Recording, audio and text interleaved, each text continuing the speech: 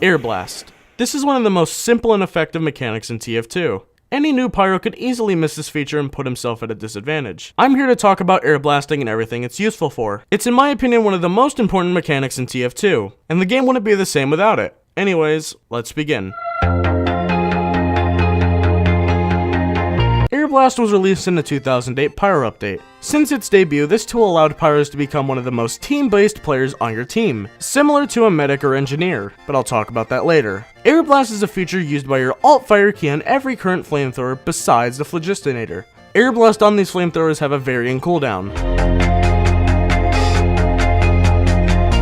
The cost of Airblast varies between every flamethrower. For the stock flamethrower, it costs 20 ammo out of your 200, or a maximum of 10 Airblasts. For the degreaser, it costs 25 ammo out of your 200, or at a maximum 8 Airblasts. For the backburner, the cost is a whopping 50 ammo out of 200. This only allows for a maximum of 4 Airblasts before you're out of ammo. And then the Dragon's Fury, which costs 5 ammo out of its 40, or 8 Airblasts. Which is funny because it has the same amount of maximum airblasts as the degreaser. Basically, for airblasting, the stock flamethrower or degreaser is the best overall, mainly for low cost and overall reliability, as the Dragon's Fury has a slower airblast rate and you can't just flame and then immediately airblast. Now, I'd use stock for a more defensive game. This is so you can mainly stay around or behind your team for spy checking and extinguishing teammates as needed, but will still allow you to reflect projectiles away from your team. For the degreaser, however, I usually go for a more offensive strategy, and with its faster weapon switch speed, if an enemy gets the drop on you, you'll have a slightly better chance at winning the fight, especially with soldiers and demos.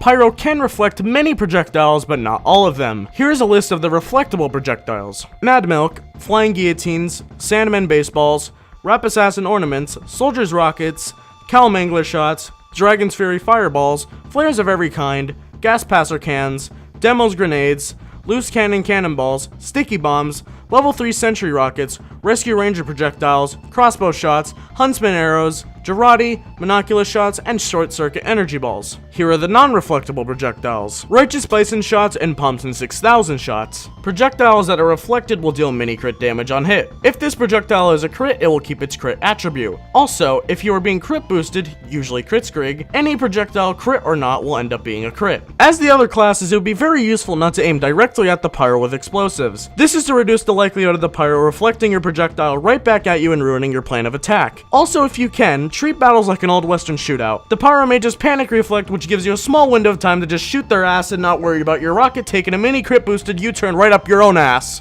Oh, there's a lot to say.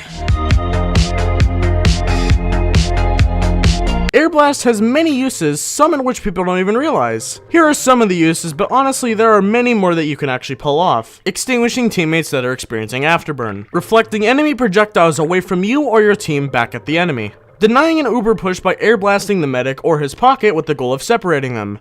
Wasting their Uber. Blasting enemies off a cliff or hazard for an environmental kill. Launching enemies into a general area to help pull off a combo. Blasting enemies off of the objective, mainly a control point, to either cap or defend it. Reflecting projectiles away from the objective, usually stickies. Reflecting projectiles away from your engineer's buildings. So as you can see, something as simple as Airblast can be so versatile. Some things obviously won't come into play as often as others, but I'm mentioning them because these situations can happen, and when they do, you as a player should be prepared for them. I know what you're thinking. No, you can't just spam your mouse to button and watch the reflex come in. That's just not how it works. Sometimes I just see pyros who are literally causing an earthquake to their alt fire key just to get some reflect kills, which unsurprisingly fails most of the time. Timing your reflex is key to winning these fights. A soldier or demo with just a few brain cells can easily shut down a pyro who does spam airblasts. Timing. What you should do is predict whether your enemy is going to shoot or not. Some soldiers will just panic and shoot as soon as they can, which if you know reload times and waiting time between rockets or anything, you can have the upper hand. If you do mess up your timing, your enemy will destroy you. At that point, just try to dodge if possible. Also, don't panic because that just makes the fight a lot harder to deal with. Ammo management. This may seem like the easiest tip, but honestly it's harder than it seems. Airblasting does eat through your ammo fast if you don't watch it. This is very apparent with the backburner. If you were hanging around your team, it wouldn't be that much of a concern as long as there is a steady source of ammo. Dispenser. But if you're just roaming around and getting into fights with explosive classes, you do go through your ammo really fast and will need to watch how low it gets. I'd say you should keep your ammo around 100 or more, which will surely allow you not to worry about this.